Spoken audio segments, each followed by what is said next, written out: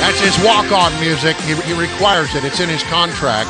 Mark Levin is with us, the great one, radio host heard here evenings on WMAL, and the author of a brand new book called Plunder and Deceit. It just came out yesterday, and you're hearing him here today on WMAL. Good morning to you, Mark. Ryan, Scotty, how are you? It was good to see you at a local social event gathering, and I'm very happy about this new book. Now, let me just say, the book it's sort of a, when you write a book, as with your radio show, you take us to school. And what is the lesson in this particular book? First of all, why write a book that's stupid? That's number one. Yeah, well, number that's right. two, it takes me 12 to 16 months to write a book because I actually write them and I actually research them.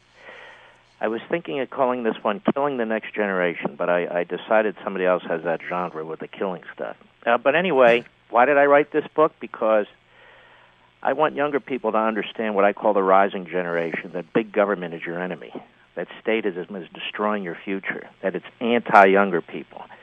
And so I go through this almost like a prosecutor's brief, the debt, the entitlements from Social Security and Medicare and Obamacare and Medicaid, and public education and colleges and immigration and the environment and national security. I take every argument, all facts that I can muster, keep it within 200 pages, and just pound away at this. And then I try to explain what the conservative alternative is and why young people should be with us. And by young people, I mean 40, 45 and under, and why their parents should be fighting much, much harder to save the future for them. Because, look, I don't care if it's the CBO or the GAO or the Congressional Research Service or all the rest of the alphabet soup, and I cite them. They all are telling us the debt, the entitlements, the rest of it are unsustainable. That's their phrase. The Social Security disability insurance is broke at the end of next year.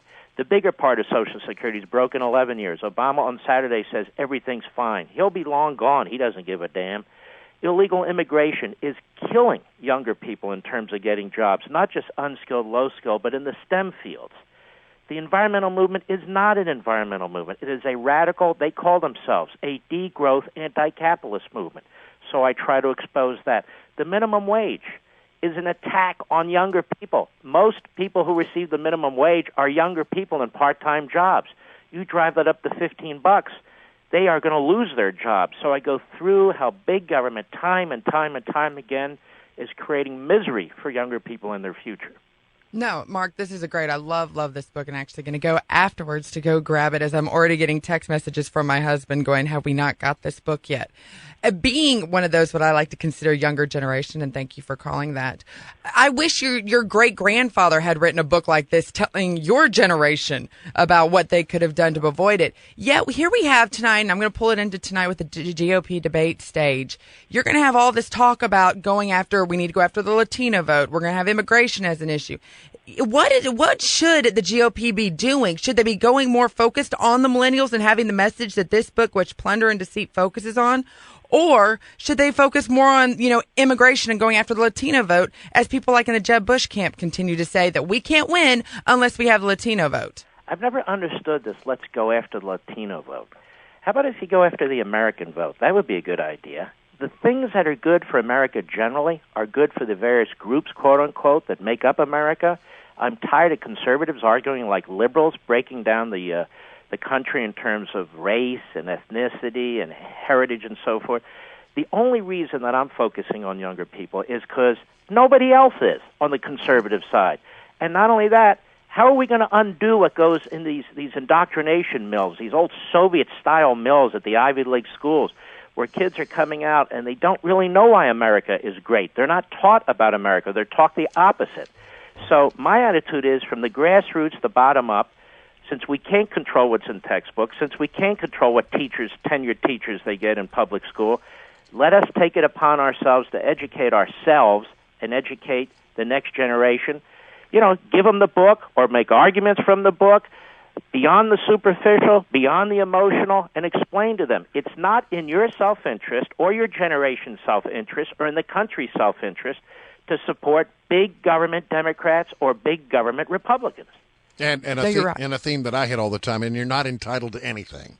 All right, listen, I want to get a couple of things about news of the day. Yes, sir. They're in the Washington Post this morning. Who reads that? Well, I mean, occasionally you just got to look for the entertainment value, but there is a story there by this reporter has a pretty good track record of late, Carol Leonnig, and she says that the FBI is now looking into the Hillary Clinton private email setup. I've been talking to the people who were running it, talking to her lawyer who has all of Hillary's emails on a thumb drive, we are told. Is this a sign that the FBI is going to take this seriously? First of all, look how the Washington Post does this. Her server emails are under investigation. No, she is under investigation. I mean, it's inanimate objects are not under investigation. People are under investigation for what they've done or haven't done or how they tried to cover up. I don't know. This Justice Department is enormously politicized. This presidency is enormously politicized. But I've thought all along they have the long knives out for her in the Oval Office. Just because Obama wants to control what goes on in this government, after he leaves this government, he'd like a lackey of some sort in the Oval Office, and they're the ones probably pushing Biden to do something. So I don't know how to answer that, but I think this is very, very serious.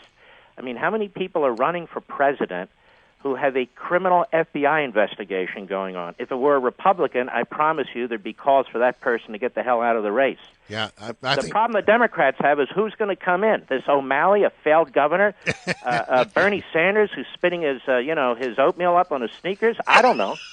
Okay. Well, talking about that, do we have a hope for Joe Biden? I mean, come on, that's like Christmas every day for those of us in the media business. We won't have to do show prep. Just see what Joe did today. What did Joe say today? And why is Joe so important? I mean, what has Joe ever done that's consequential? This Joe Biden juggernaut simply does not exist. But that said, you've got a big percentage of the Democrats will vote for anybody as long as Democrat is next to their name, and yet you have a bigger and bigger percentage of Republicans who are independent thinkers saying, you know what, I'm sick and tired of what the Republican establishment is doing. All right, very quickly, because our time is running down, the debate.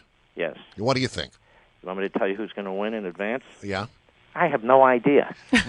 But how do you feel about the way it's being conducted? I don't know how else you can. I don't either. There's 17, and one guy's complaining, number 18, the former commissioner of the IRS, that he's not in there. I mean, what the hell? I mean, I would have done it a little differently. I was thinking maybe weight classes like Chris Christie and two other candidates there, and or the skinnier ones like Kasich would be there with some. I don't know how you. I would urge this. Please, no more people entering this race. It's already too much. All right. He is the great one, and you've just heard why. He has got a book out today called Plunder and Deceit. Sounds like you need to get it for your kids. Mark Levin, thank you so much for joining us. Thank you. It's always a pleasure.